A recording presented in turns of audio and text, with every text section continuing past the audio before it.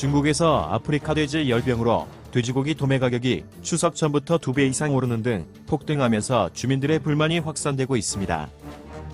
중국 통계청에 따르면 지난 8월 돼지고기 가격은 전년 동기 대비 46.7% 올랐습니다.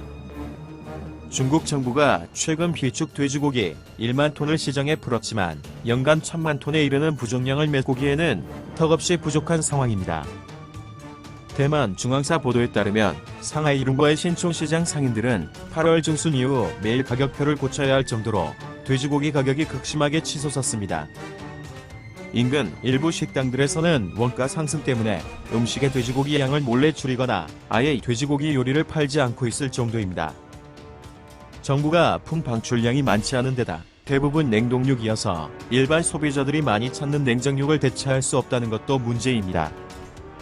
중국 네티즌들은 정부 비축분에 대해 돼지고기가 얼마나 오래된 건지 누가 알아, 씹으면 이상하지 않을까, 좀비고기일지도 몰라 등 반응을 보이며 우려를 나타냈습니다.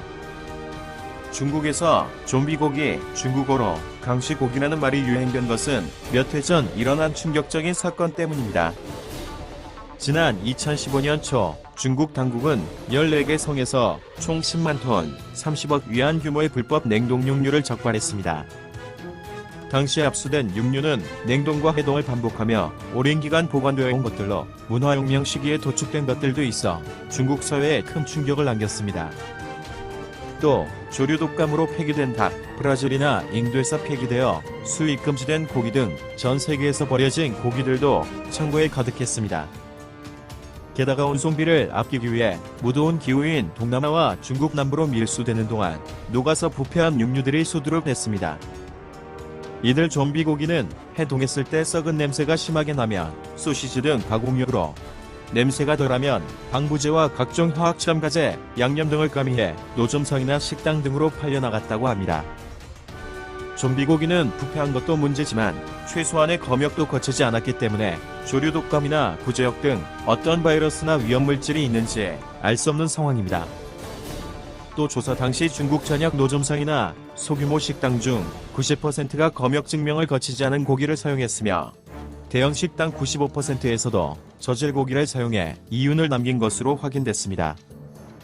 중국 네티즌들은 당시 적발되지 않은 고기들이 어딘가에 저장되어 있을 것이라며 이번 돼지고기 사태로 좀비고기가 시장에 재유입될 가능성이 100%라며 공포에 떨고 있습니다. 한편 지난해 8월 중국 랴오닝성에서 발생한 아프리카 돼지열병은 현재까지 몽골과 동남아, 북한 등을 휩쓸다가 마침내 국내까지 확산됐습니다. 중국 업계의 한 관계자는 아프리카 돼지열병에 러시아 수입 돈육이 감염원일 수 있다면서 이는 중국이 무역 정쟁을 벌이면서 미국 대신 러시아산을 수입하다 화를 부른 것이라고 지적했습니다. 중국 작가 툇여오도 자유아시아 방송에 중국 당국은 러시아가 감염 지역이란 사실을 알고 있으면서도 미국에 대한 보복으로 러시아산을 수입해 중국에 전염병을 확산시켰다고 지적했습니다. 여기에다 중국은 지난 8월 23일 갑자기 미국산 돼지고기를 포함한 미국 상품에 대해 추가 보복 관세를 부과한다고 발표해 재발등을 찍는 실수를 범했습니다. 예성외로 돼지고기 부족으로 민심 위반 조짐이 나타나자 다급해진 중국 정부는 무역 협상을 재개키로 하면서 돼지 사료로 쓰이는 미국산 대두와 돼지고기에 대해 추가 관세를 면제하는 조치를 취했습니다. 한편 원인을 미국으로 돌리려는 작전도 감지됐습니다.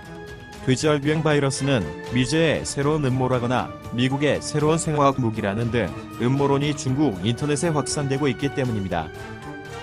하지만 유엔 식량농업기구의 완탄이 칼 프라비드 박사는 학술지 사이언스에 중국 돼지열병 바이러스를 분석한 결과 러시아에서 확인된 것과 유사하다고 밝혀 바이러스가 러시아에서 왔음을 재차 뒷받침했습니다.